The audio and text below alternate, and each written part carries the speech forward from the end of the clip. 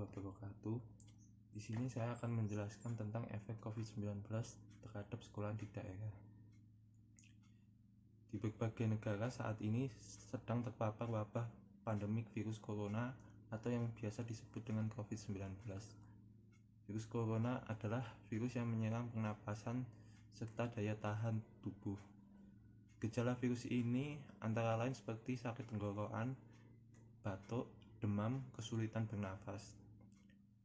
Orang yang memiliki usia lanjut dan memiliki beberapa penyakit seperti asma, diabetes, penyakit jantung, jika terkena corona akan bertambah parah pada kesehatan mereka. Selain dampak pada kesehatan, virus corona juga berdampak bagi sektor lain, yaitu terutama bidang ekonomi dan pendidikan.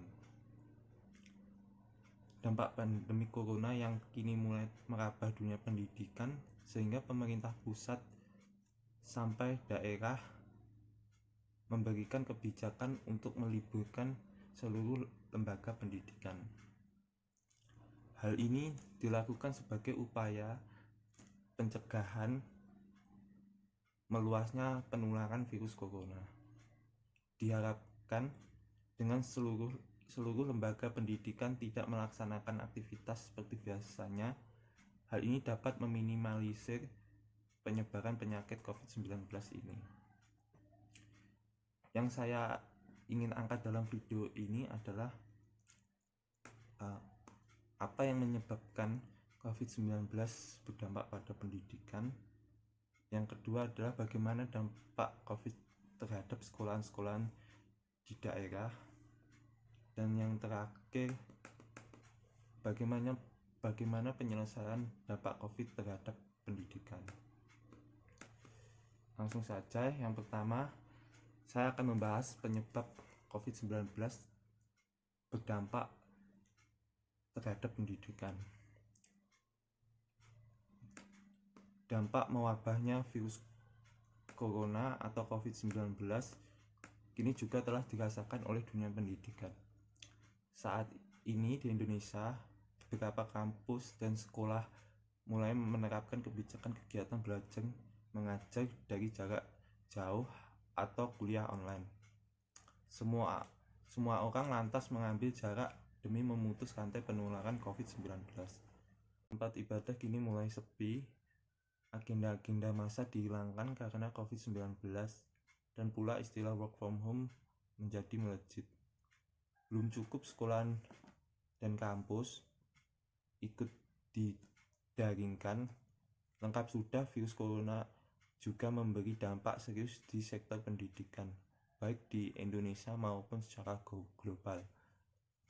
Pemerintah mengumumkan ujian nasional di tahun ini resmi ditiadakan, mulai dari tingkat sekolah dasar hingga tingkat sekolah menengah atas atau SMA.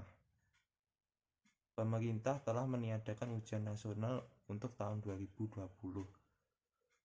Seluruh jajaran pendidikan dari sekolah dasar atau ibtidaiyah sampai perguruan tinggi universitas, baik yang di bawah Kementerian Pendidikan dan Kebudayaan RI maupun berada di bawah Kementerian Agama RI, semua memperoleh dampak negatif karena pelajar, siswa dan mahasiswa dipaksa belajar dari rumah karena pembelajaran tatap muka ditiadakan untuk mencegah penularan COVID-19.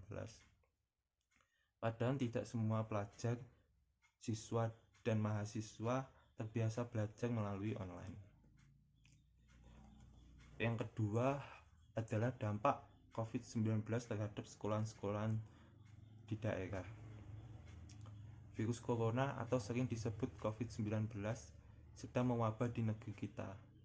Virus ini begitu cepat menyebar dan dampaknya begitu hebat.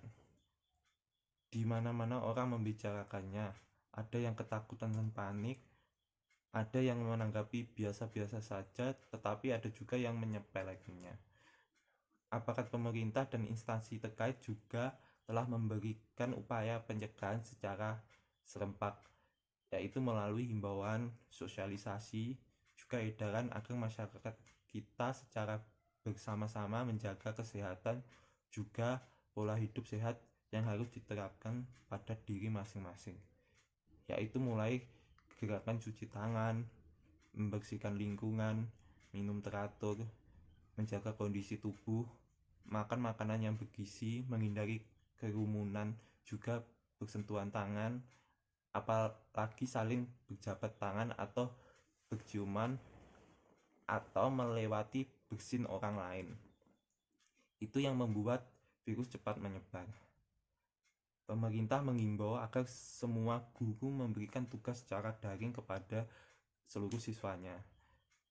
Bahkan bagi yang belum bisa memakai sistem daring, segera diajari oleh kepala sekolah atau rekan kerja yang mampu IT untuk segera melaksanakan pembelajaran secara daring tersebut, dan mewajibkan semua orang tua untuk memantau anak mereka untuk belajar di rumah dan tidak membiarkan anak-anaknya bebas berkeliaran atau justru membawa anak-anaknya untuk menikmati liburan dengan berjalan-jalan ke tempat-tempat keramaian seperti berwisata atau ke mal untuk berbelanja.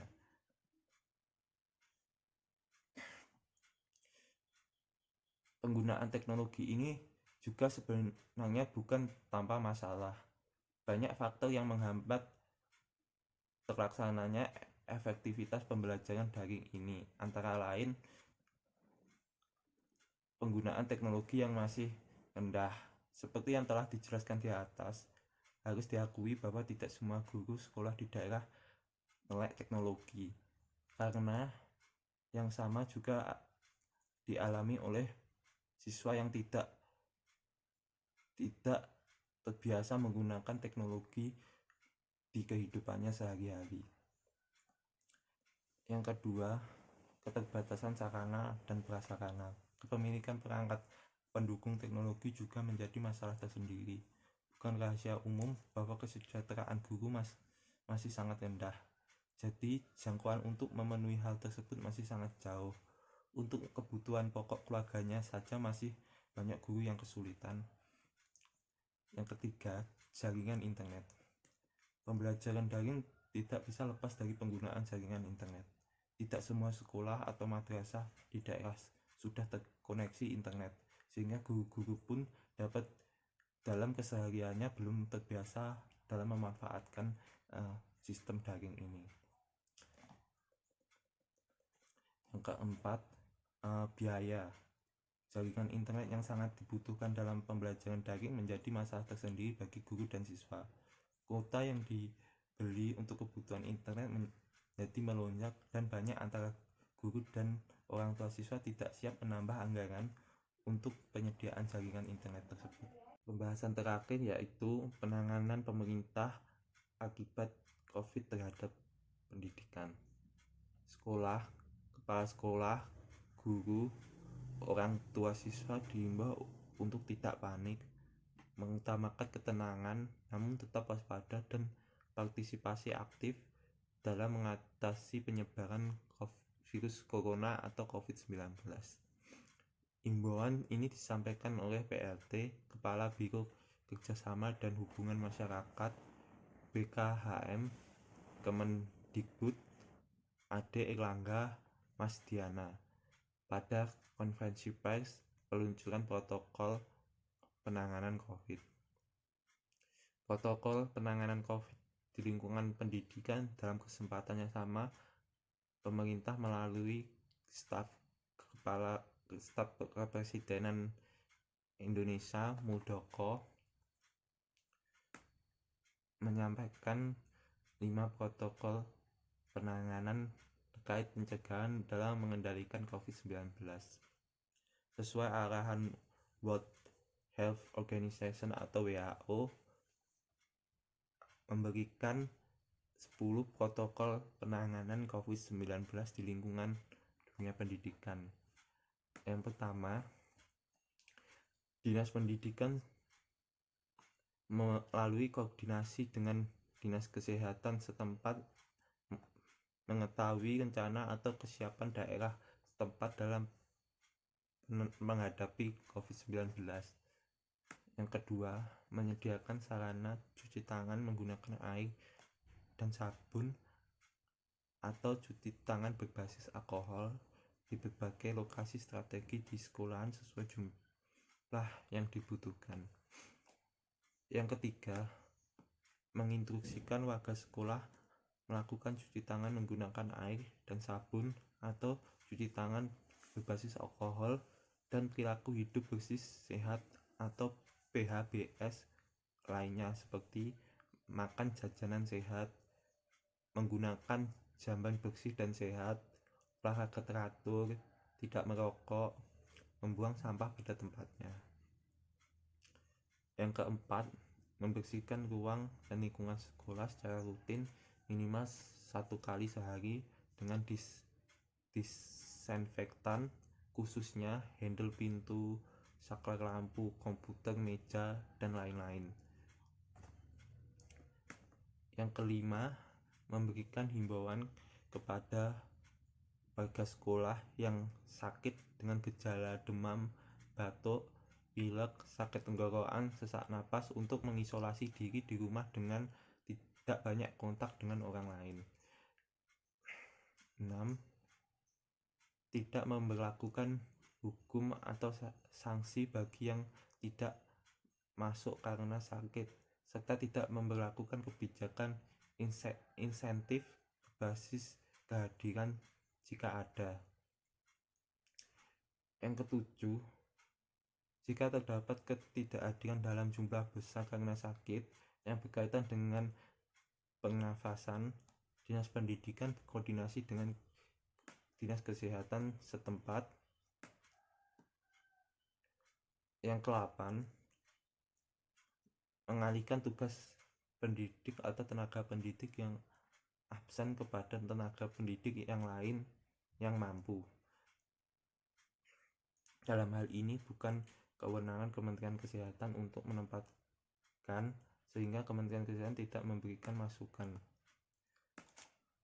Yang ke-9, pihak institusi pendidikan harus bisa melakukan screening awal terhadap warga sekolah yang punya keluhan sakit untuk selanjutnya diinfokan dan dikoordinasikan dengan Dinas Kesehatan setempat untuk dilakukan pemeriksaan lebih lanjut. Dan yang terakhir, memastikan makanan tersedia di sekolah merupakan makanan sehat dan sudah dimasak sampai matang. Mungkin sekian dari penyampaian saya.